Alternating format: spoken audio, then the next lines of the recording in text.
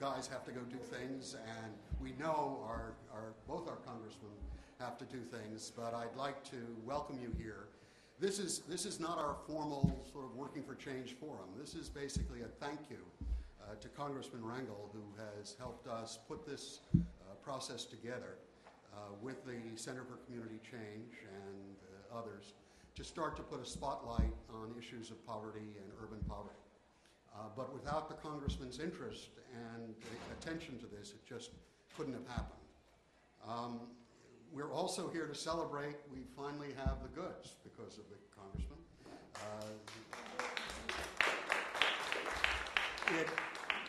I guess I've been a policy person for a long, long time, and actually seeing concrete results out of bringing attention to the critical problems of the poor and young, it's singular when you actually can see a bill begin to take shape and come forward. The Congressman introduced H.R. 7066, and that's legislation created a disconnected youth federal tax credit to provide a substantial incentive to employers to hire young adults aged 16 to 24 who are out of work and out of school. And it's precisely the kind of issue that we first found out about in New York, with nearly 170,000 of them, but across the country, more than 5 million young people fall into this category. And that's why this is a national issue, not merely the problem of one congressional district or one city. And it took the Congressman to do that. I'd also like to recommend and recognize two of my colleagues here, Deborah Weinstein, who's the CSS partner. And I'd like to actually, Deborah, would you just say a couple of words? And then I'll introduce the Congressman, and everyone can go home or drink. Thank you so much, David, and thank you so much, Mr. Chairman. Mr. Chairman, we at the Coalition on Human Needs, we have worked so hard on issues that you have helped move forward: unemployment insurance, the child tax credit. We are so grateful for your leadership in those areas.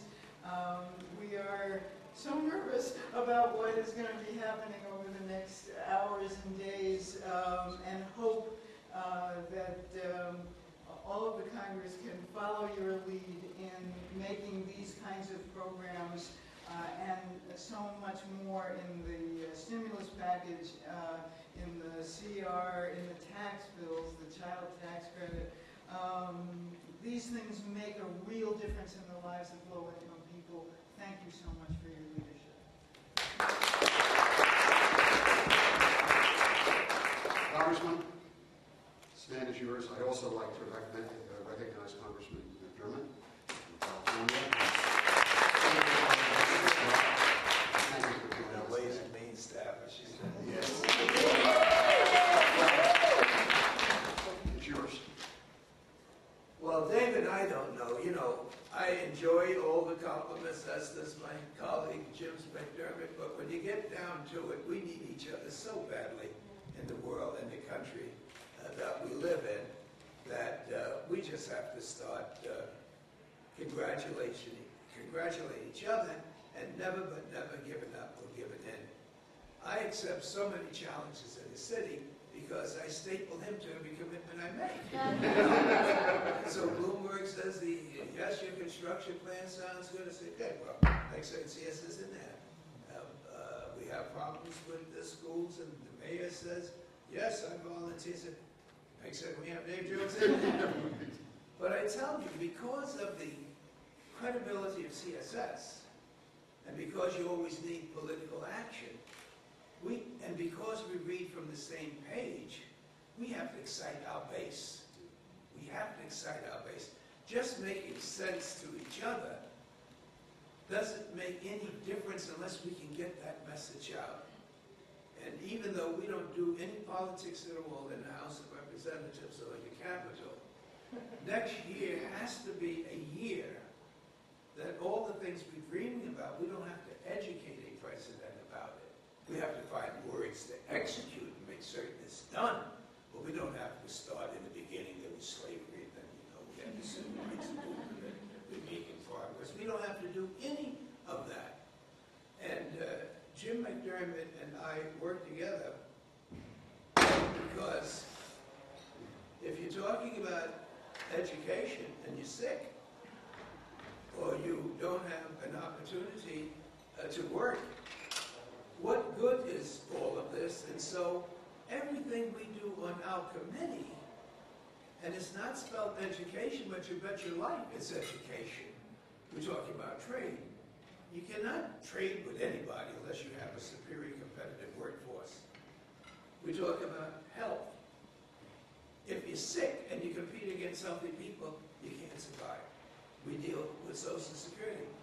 Hey, you can't work and retire. Sure, it's there for you even for disability if you can't function. But the most important thing that I see, that is about taxes.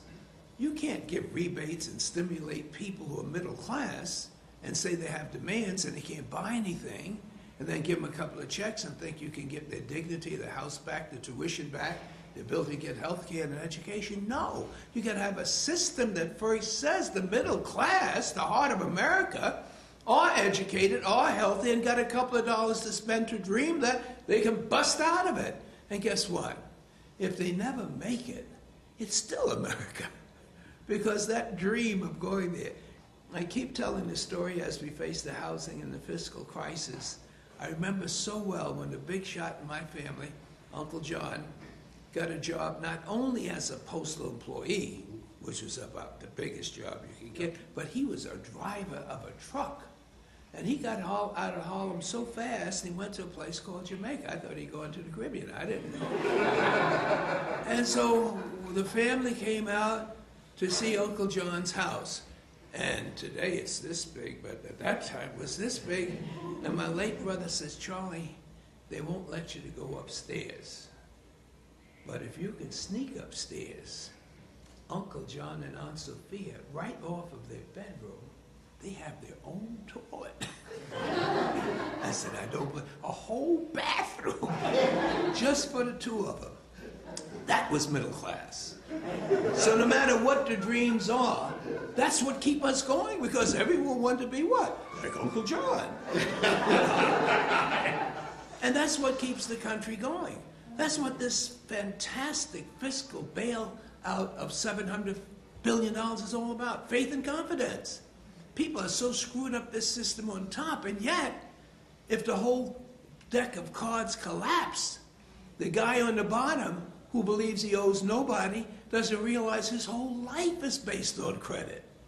So everything that he buys is based on someone getting credit. His retirement plan is based on making a dollar. And we have the awesome responsible here of not making it look like we're rewarding the people that's responsible for the problem. But to get on to something that we are talking about here, we are going in the next Congress to make certain, in working with CSS, Ted Gershon, and our staff, that we are not going to go begging for something that so many people want to believe is not a national problem. They would have us to believe that education and health is a local issue.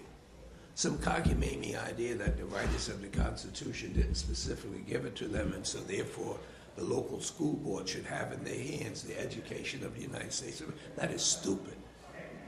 The whole idea that we got to leave it to the private sector to go bargain and see which insurance plans is better, when I have been in Colombia just for 4 days this year, I got paid for by insurance, another $7,000 I paid for, and now individual doctors who I thought liked me, that asked me how was I feeling, are now billing me for that. You know, all they said, how you doing? I said, fine, you know, bingo, I'm getting the bill. So how are you going to bargain for it in a system that defies explanation? So what are we going to do? We got to take advantage of the fact that we will be there at Ways and Means, we will be dealing with taxes, and we will be telling corporations that we don't want America to have an even playing field with competitors. We want them to have a fair advantage of every damn body we trade with. And we don't want anyone to give us anything We want to earn the right to show that America is healthy, competitive, educated. We don't have to go to India, any place to import talent. We got it. And we got kids on the street that they got it here, but they never had access. They never had that door open. They never had anyone to say, you got it. And I think, as I'm being investigated, they can't go back to when I was 14 and 15. That would be too cruel. But that's where it all was. A bum on Lenox Avenue went on, it came back. The only difference between the bum on Lenox Avenue and Chairman of Ways and Means is the GI Bill. It's the education. And the kids are thirsty, so thirsty for it. So as we move on this, I want you to consider, and I've just talked with the chairman of the defense program, I headed up a veterans workshop over there. Now I'm working on it, and I'll go back to it after this meeting. And guess what? While I thought all of the pride would be in the great GI Bill, the most generous that we ever had in the history of the United States, but guess what? A lot of our veterans are not ready for a GI Bill. They're not ready for life. They've been exposed to the military. Some are wounded, some are distressed, some have lost their families, some have lost their jobs. So many have lost their self-esteem. And so many have gone to drugs and liquor just for a little help. Once you get off the self-esteem ladder and hit those streets, you don't get back up. And so, I'm not asking CNS now, we're just celebrating this step forward. But the chairman said, do you have any statistics? I said, you bet your life. But the truth of the matter is, they're in the street, no one's coming to them, and we're doing all these things for veterans for getting this group. And so we also got to have a bill and say, these guys and gals too. So let me thank you for making it possible for us to have the bill. And let me ask Jim to come up, Jim McDermott, just to come up and talk about some of the things that we're doing. Because you can't talk about education unless you talk about jobs, unless you talk about health, unless you talk about those things that allow someone to get it. And he's the chairman in charge of the health committee, and he's the guy that got unemployment compensation in the stimulus package, and he's a part of this team that are tools of yours, so that every executive board meeting that you have with your staff, we're at that table, whether